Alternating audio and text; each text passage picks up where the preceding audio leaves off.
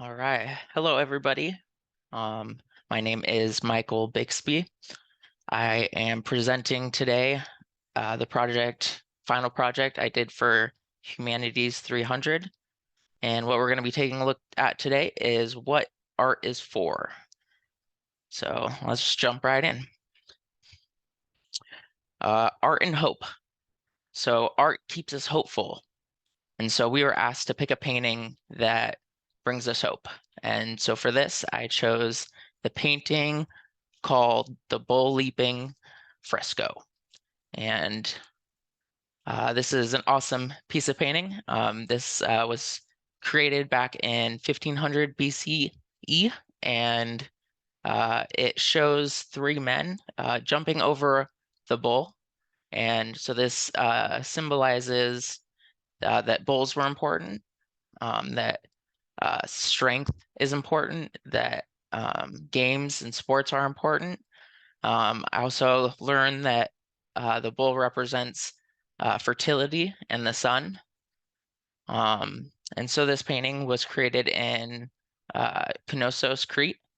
And how it was created was it was painted onto panels into relief uh, and has been currently reconstructed to what you see now. We did not find very much of the original painting, and why I chose this painting is not so much for the painting itself, but for like what it represented to me, and how no matter how much like you're torn apart and how much of yourself is left, that there's always hope that you can be found and that you can be put back together, that you can be whole again, and that others can find you beautiful. And yeah, it just showed me that there's a lot of hope, because this painting was um, ripped apart probably during a reconstruction and placed in the walls. So that's where they found the fragments of this, um, and so that's why that meant so much to me. And so you wouldn't really know that just by looking at the painting. You actually have to go deeper to figure out the meaning and what it represents. And so that's why I chose this piece of work for art and hope, and because it brings me hope. Um, just want to make sure I don't miss anything. All right. So for the next one, we're going to talk about art and loneliness. What art does is it makes us feel less lonely. And for this one, I chose the Great Bath, um, which was located in England, but it is a Roman bathhouse, and these are usually made from brick, concrete, and wood, and brick being the main component, and concrete to fill in the gaps, and wood on the curves to help the gateways and stuff like that. And so this specific bath, the Great Bath, was created in 54 CE. And what this one and most all other Roman bathhouses are really a community center for the people of Rome and for whoever's there at the time.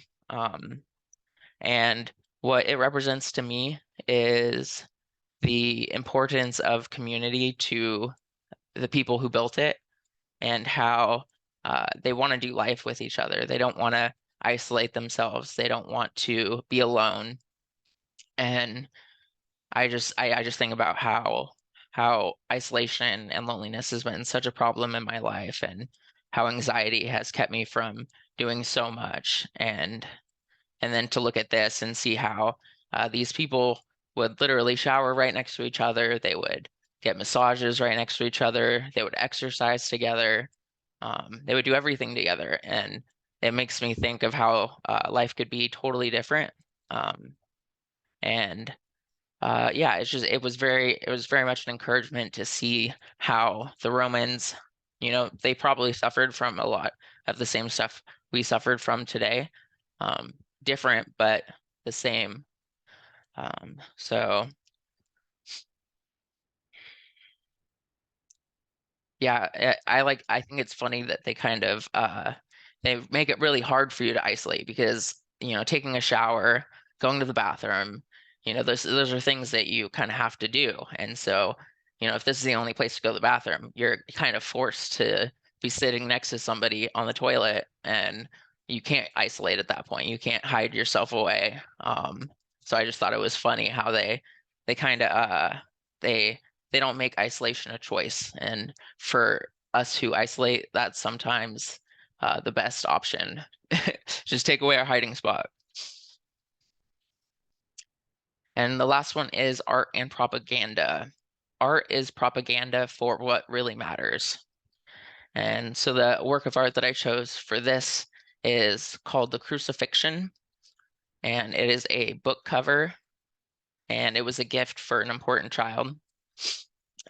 This was created in Eastern France, and it was created circa 870. And the medium was jewels and gold. That's all. That's it. um, as you can see, there's just a tremendous amount of detail in this book cover. Um, you can see Jesus in the center and four quadrants of uh, the same symmetrical jewels, and you can see emeralds and it's just everything. And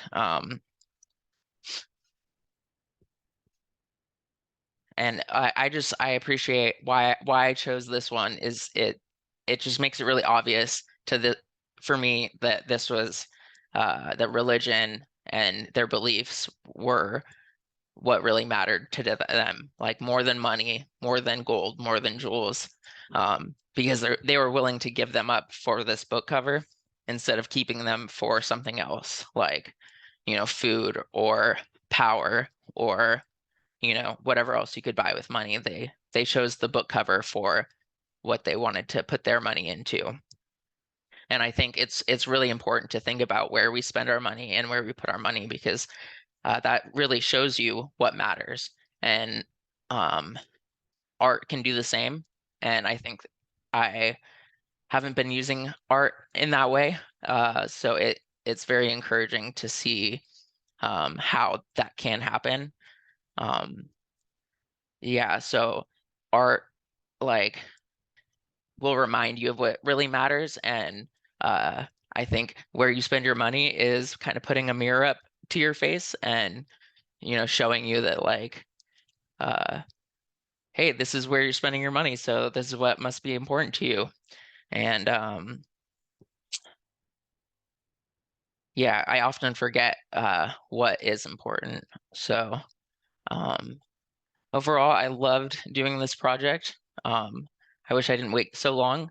I do have a works cited page at the end, and it is uh, I got the pictures off our um, final or through our modules. We got the course. Shoot, hold on.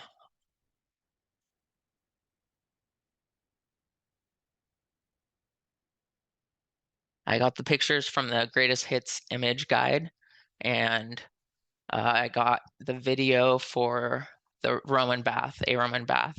That was from September 5, or that was actually from the next week's October 3rd, sorry. Um, and then this cover of the Lindau Gospels crucifixion was from just something I found off Google. So thank you so much for listening. Hope you enjoyed. Thank you.